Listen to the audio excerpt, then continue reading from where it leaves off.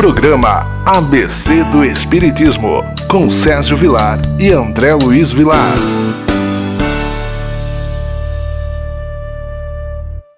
Queridos amigos da TV Mundo Maior, que alegria podemos estar de novo, mais uma semana, no programa ABC do Espiritismo. Hoje nós temos um convidado muito especial, o nosso querido José Lázaro Boberg. Está vindo lá de Jacarezinho, Paraná, para falar um pouquinho dessa doutrina apaixonante.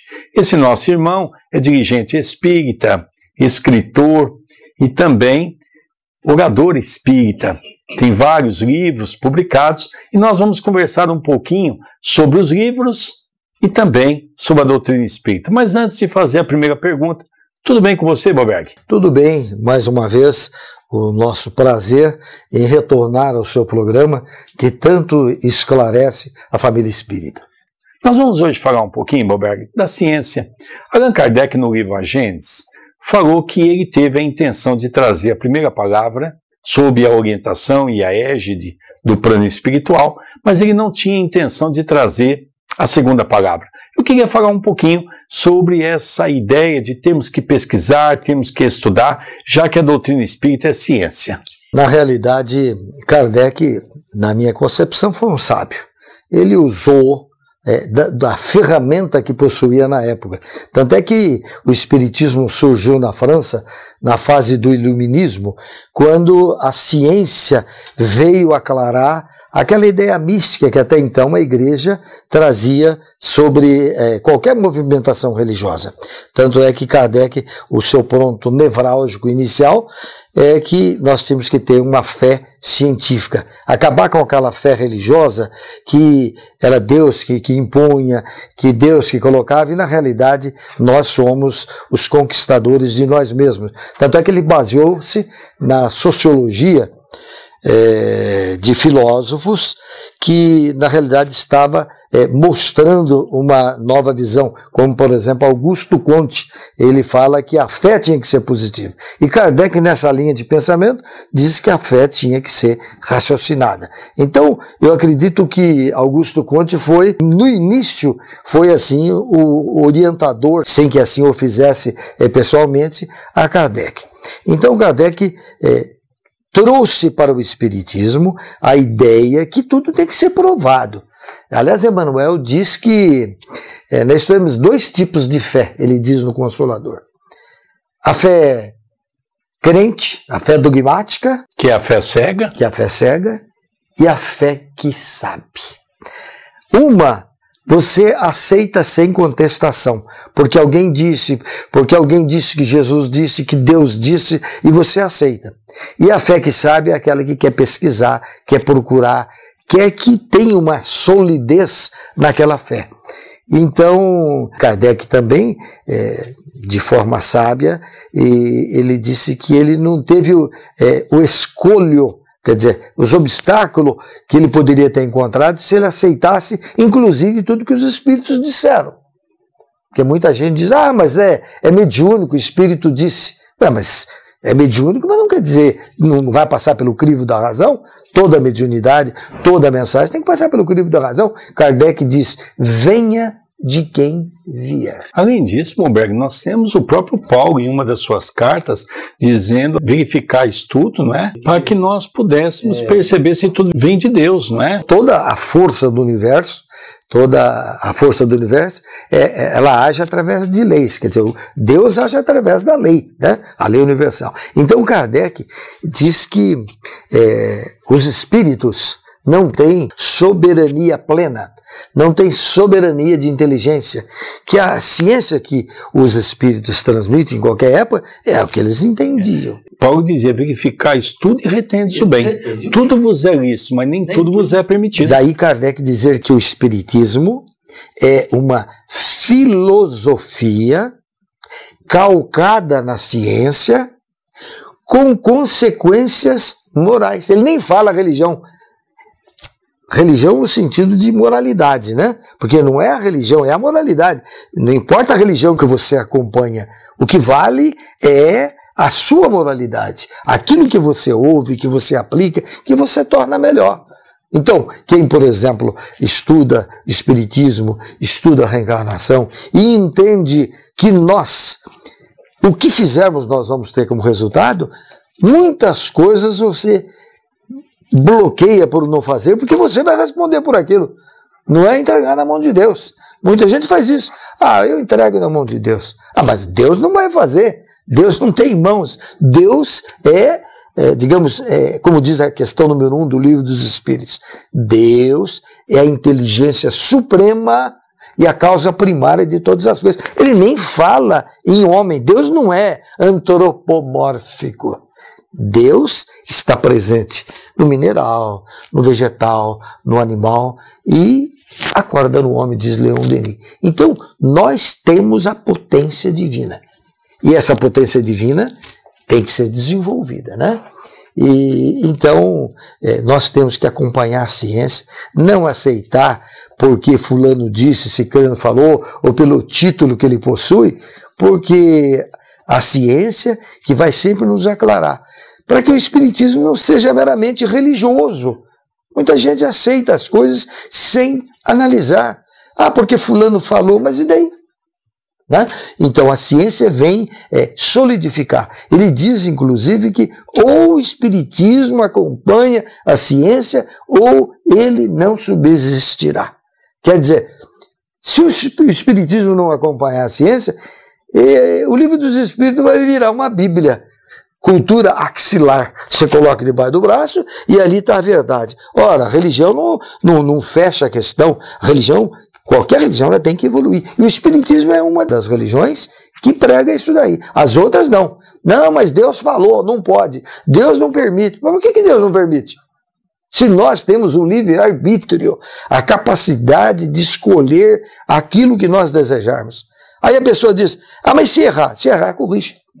Nós estamos aqui para, através das nossas escolhas, errarmos ou acertarmos. Em certos momentos, nós acertamos porque nós temos uma estrutura psicológica sobre aquilo. Já aprendi, está gravado na minha rede neural, que nem andar de carro. Você anda de carro, muda a marcha, no início você não fazia assim, porque está gravado na tua rede neural. Quer dizer, você aprendeu. Mas se apresentar um obstáculo novo, você vai errar. Se apresentar no próprio carro uma outra mecânica, uma outra evolução, você vai errar. Até que aprenda. Aprendeu? Aquilo vai também para o piloto automático. Aquilo que em psicologia nós chamamos de hábito. Depois que você habituou, você faz sem pensar. Romberg, é interessante que isso vem de encontro àquela pergunta do Livro dos Espíritos, quais as condições da prece, não é? Nós vamos ver há 3 condições, né? Louvar, pedir e agradecer. Logicamente, é o início de uma nova era, já que nós tínhamos, pelas religiões tradicionalistas, aquela ideia de uma fé cega, sem saber direito como fazia as nossas preces, não é?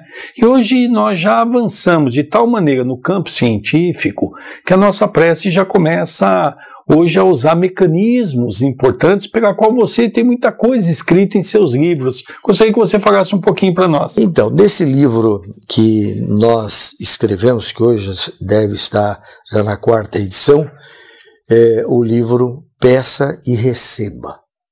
O universo conspira a seu favor. Esse peça e receba é do texto evangélico, pedi e obtereis. Mas se entende que você vai pedir e que alguém vai fazer por você. Eu vou pedir para Deus, vou pedir para o Espírito, eu vou pedir, seja lá quem for, e que alguém vai fazer. Isso seria um comodismo. Então o que nós ensinamos ou abordamos nesse livro? Que você é o que você pensa. Primeira coisa. A usina mental que nós temos dentro de nós, quando eu oro, na realidade, eu vou dar uma explicação bem didática. Quando eu oro, é como eu ir numa prefeitura, fazer um protocolo e aguardar que o prefeito defira, ou vou no fórum e protocolo um documento, uma petição, aguardando que comece os trâmites para eu ganhar aquilo ali. Então, orar é depositar na nossa mente aquilo que eu desejo. Veja bem, e aquilo que eu desejo não é que Deus venha e vai atender você sozinho. e os outros ficam aí sem ser atendidos. Não, ele nos ensina, essa oração nos ensina que eu coloco na mente aquilo que eu desejo e vou mentalizando aquilo que eu desejo. Eu pego aquela prece que eu digo que a prece tem que ser sua, você tem que fazer sua prece. Eu escrevo minha prece, aquilo que eu desejo, que é o reclamo da minha alma. Por que eu tenho que orar a oração dos outros?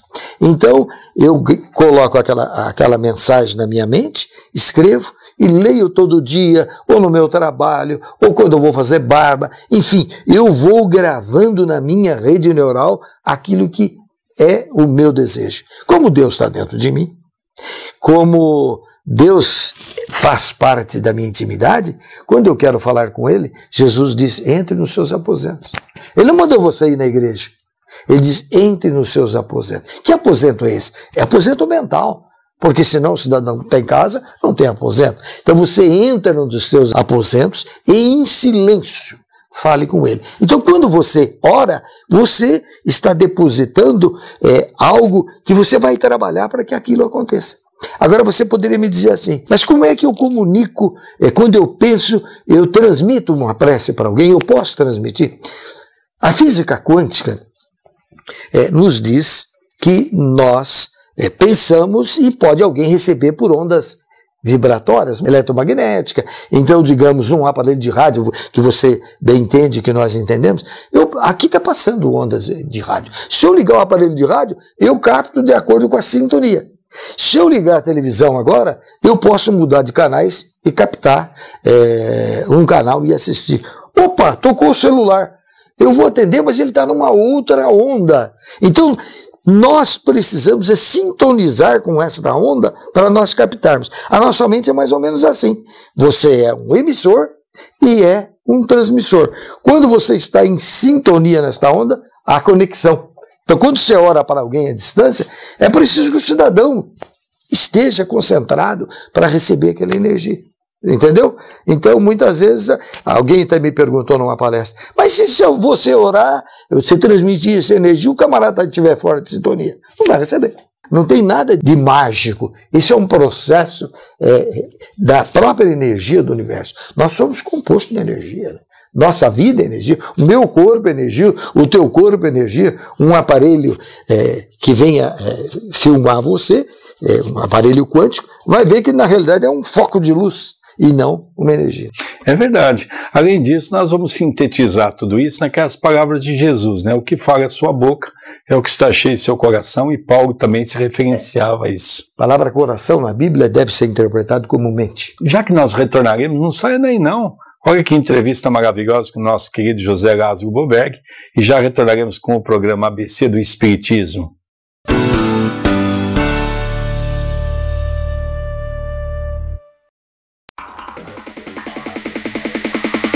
Assine nosso canal no YouTube. Acesse www.youtube.com/TV A Caminho da Luz. Centenas de vídeos disponibilizados para você assistir onde e quando quiser.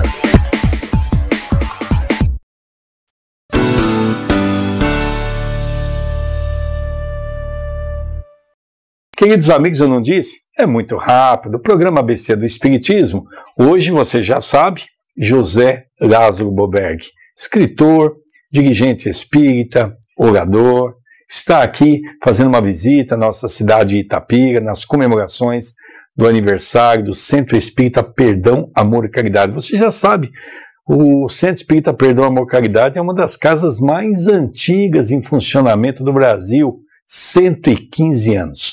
Hoje nós estamos falando de um tema apaixonante, que é a prece.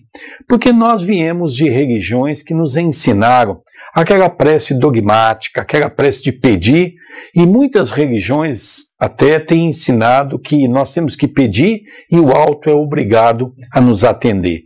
Nós estamos vendo hoje a luz da doutrina espírita, né, Boberg? É interessante isso, né? Mas você encontra no próprio Evangelho assuntos sobre isso. Quando Jesus fala sobre o reino de Deus, ele fala que você vai receber de acordo com a sua produção, né? Peça que o Senhor te ajudará. Mas isso que ele quer dizer, faça, produza, que o universo vai responder para você, né?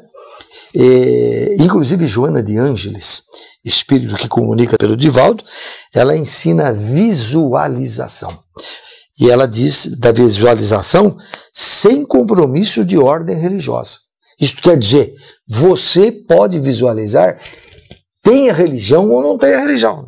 É um processo pessoal, uma aprendizagem. Então, sem religião nenhuma, você pode pensar naquilo que você quer, visualizar aquilo que você quer e insistir naquilo, trabalhar na tua mente, que aquilo vai acontecer, não porque Deus veio e te atendeu, não porque o Espírito tal veio e te atendeu. Você já tem a força.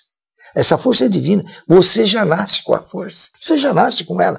Então, essa visualização, à medida que você insiste, você recebe. Aí você diz, Deus me atendeu. Ora, Deus já te colocou a semente em você.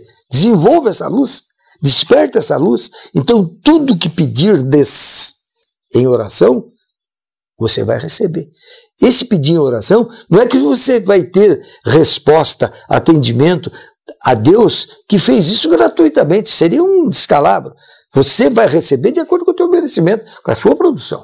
Inclusive, Boberg, nós vemos hoje um grande número de pessoas na sociedade, hoje descrente, até muitos ateus, por conta dos grandes descalabros que nós vimos nas religiões. Exatamente. A religião, aliás, tirando o espiritismo, que eu não vejo o espiritismo à busca do dinheiro, as grandes religiões hoje transformaram em profissão de fé. Qualquer cidadão que tem uma Bíblia na mão, sem interpretar, abre numa garagem, numa esquina, diz que nós temos registro de 3 igrejas por dia em São Paulo nos registros. Você imagina? Nós temos mais de 4.500 codificações de igrejas no Brasil. No geral, segundo o padre Marcelo Luz, no seu livro Onde a Religião Termina, diz que nós temos 40.000 religiões cristãs no país. Porque, na verdade, a gente vê, por exemplo, você pega a Assembleia de Deus. Só a Assembleia de Deus, por exemplo, ela tem uma ramificação, elas vão se dividindo. E automaticamente cada uma que vai ressurgindo vai ficando ligada a elas, mas com novo CPF, com nova denominação. Virou uma profissão de fé. Boberg, você acredita que hoje todos nós estamos caminhando para essa situação? As religiões, com o depassar do tempo, vão se enfraquecendo cada vez mais, porque as pessoas estão se atualizando, estão lendo, estão percebendo que a ciência está invadindo todos os aspectos, e nós vamos entrar numa nova era, que é a era da espiritualização, não é? Nós vamos entrar numa era cósmica. É a era cósmica em que nós vamos questionar as nossas crenças religiosas. Temos que questionar.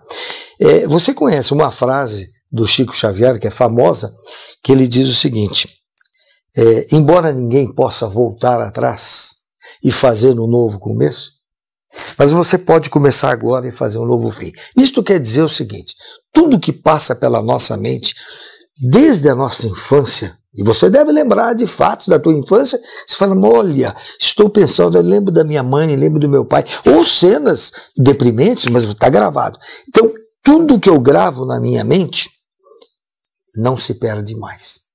Não é como num computador que você escreve um texto, não gostou, deleta.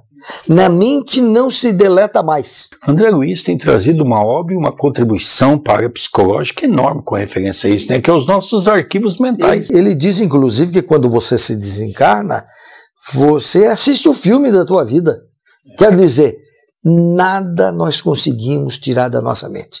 Que é um tema que eu tenho abordado nas palestras, é que o Chico Xavier, muito embora sem adentrar no terreno psicológico, ele está dizendo bem isso. Se você não pode desgravar o que está gravado, não pode fazer um novo começo, mas você pode, a partir de hoje, de agora, fazer um novo trabalho, remodelar a tua vida, reorganizar, reprogramar e fazer um novo fim. Olha que coisa extraordinária. Qualquer hora nós podemos começar. A gente vê, Boberg, por exemplo, quando nós pegamos Dona Laura no livro Nosso Lar, que ela tinha uma necessidade de voltar um pouquinho no tempo, ela conseguiu, através de equipamentos, através da TVP, Terapias de Vida Passada, voltar em 300 anos. Ela queria até voltar mais, mas não foi permitido. E nós vemos, por exemplo, nosso Emmanuel relatar nas obras de Chico Xavier uma existência, por exemplo, antes da época do Cristo. Então as pessoas perguntam, mas por que alguns têm esse privilégio, alguns não têm? Não é questão de privilégio, é questão de evolução. Quanto mais evoluído nós estivermos, mais nós vamos tendo acesso nos nossos arquivos mentais. A nossa mente, eu digo, é o grande repositório de nossa existência e ao passar das vidas está gravado. Então, você pode mudar a sua vida a hora que você quiser. Ah, mas isso é meu karma. Mas que karma? Nós não nascemos para sofrer. Nós não nascemos para pagar dívida. Nós nascemos para ser feliz. Ah, mas e o que eu cometi de errado? Bom, são consequências. Nós vamos passar por problemas, mas não por castigo de Deus. Isso que é importante. A gente vê coisa engraçada, né? Você mesmo chegou a comentar. Nós tivemos no princípio Sócrates, que foi o precursor do cristianismo. Perfeito. Nós tivemos Augusto Comte, que foi um precursor também com o positivismo, com a sociologia, para Kardec. Então a gente percebe o quanto a organização da espiritualidade para fazer avançar. Sim, há todo um trabalho, mas somos nós. Então não é aquilo que eu lhe disse, não é entregar na mão de Deus. Tem muito disso, não, eu vou entregar na mão de Deus. Eu tenho até uma historinha hilariante, eu fui vereador também, 10 anos, e eu tinha uma amiga que era muito caritativa, ela cuidava de uma obra de caridade, e colocaram-na para se concorrer, talvez até por legenda, mas como ela era uma moça de caridade, vai ajudar. E um dia eu encontrei com ela na rua e perguntei, como é que tá, minha irmã? Como é que tá a campanha? Falou, Boberg, eu entreguei na mão de Deus. Falei, você vai perder a eleição. Entendeu a história? Falei, você vai perder a eleição. Não pode entregar na mão de Deus. Deus já deu a você este reino de Deus, esta semente, para que você dê pleno desenvolvimento. Isso não desenvolve de graça. Não é porque eu orei mais do que outro que eu vou receber. Você tem que fazer. Boberg, aí vem aquela história do espiritismo que realmente nos tira do comodismo, né? Porque nós viemos de religião tradicionalista, onde nós pagávamos para orar por nós, pagávamos missa, pagávamos... Para nascer, para morrer. E hoje o espiritismo nos faz suscitar aquela ideia de sairmos do comodismo. Sairmos do comodismo. Nós temos aquilo que eu falei já no programa passado, a nossa responsabilidade é maximizar o nosso potencial. Quer dizer, dar conta daquilo que lhe deram a vida. Você tem a vida, Deus deu a vida, deu a potência. É potência. Não te deu? Pronto. Mas você tem que trabalhar, você tem que buscar. E aí, cada um é responsável pelo seu eu, pela sua espiritualidade. Não podemos entregar para ninguém. Não podemos terceirizar o processo de desenvolvimento. Cada um é responsável por si, né? Então, o grande problema é o conceito que nós temos de Deus. Um papai do céu lá em cima, com uma luneta olhando o que você fez de errado, o que não fez de errado, e que vai ter castigo, não vai ter castigo. Não tem castigo de Deus. Não tem castigo exterior. A tua consciência é o parâmetro para que você modifique-se. E aí você podia perguntar, mas vai ser depois da morte? A gente pensa que a correção vai ser depois da morte. Tem uma frase extraordinária, diz o seguinte, Emmanuel, não é preciso atravessar a sombra do túmulo para alcançar a justiça face a face. No trabalho diário, no desenvolvimento diário, cada um vai desenvolvendo esta justiça aqui e agora. Explicando melhor. Não é preciso morrer para um dia ser julgado por Deus, porque Deus já nos deu esse mecanismo que nós vamos nos julgar no momento em que nós nos despertamos. Ainda deu a oportunidade de nós julgarmos quando nós entendermos o fato. Boberg, nós estamos quase que no final, e eu não poderia deixar de fazer essa pergunta, você que tem viajado bastante. Nós temos um livro de Humberto de Campos, que para mim é um livro muito interessante, Brasil, Coração do Mundo, Pátria do Evangelho, que eu tenho reafirmado para todas as pessoas que não é um compromisso, é, na verdade, uma proposta que a espiritualidade que Jesus faz para o Brasil, pela qual vai ter que ter as nossas adesões. Você vê que o Brasil está caminhando nesse sentido? Esses acontecimentos que nós estamos vivendo hoje, esta situação, inclusive política administrativa, é uma forma de depuração, sim. Porque é preciso que se caia para levantar. É preciso que a situação venha à tona, os problemas errados, as desonestidades. É preciso que venha à tona para a gente começar uma nova vida. Que nós dissemos agora, o Chico Xavier, nós podemos começar de novo e fazer um novo fim. Quer dizer, aquilo que passou vai ficar aí gravado para a história, para a literatura, mas nós, cada um de nós, cumprirmos o nosso dever, nós podemos dar uma nova visão, um novo sentido à vida. Então o Brasil, não tenha dúvida que à medida que nós assumirmos o nosso compromisso, que o povo, que é um povo cristão, aliás, desenvolvimento do homem de bem, que é um processo de cada um de nós vamos, obviamente, evoluir. Ninguém, como ele disse, veio para sofrer. Nós viemos para evoluir. Os erros são consequências. Nós vamos encerrando, então, o programa ABC do Espiritismo, agradecendo nosso querido José Lázaro Boberg, que veio lá de Jacarezinho, Paraná, para contribuir com esse programa ABC do Espiritismo. O nosso beijo carinhoso e o nosso convite para a semana que vem, um novo programa. Um beijo no coração de todos. Eu quero agradecer esta oportunidade para que nós possamos fazer com que estes ensinamentos ou estas reflexões possam levar ao lar do amigo. Não precisa aceitar aquilo que eu disse, mas você pode refletir e tirar sua própria conclusão.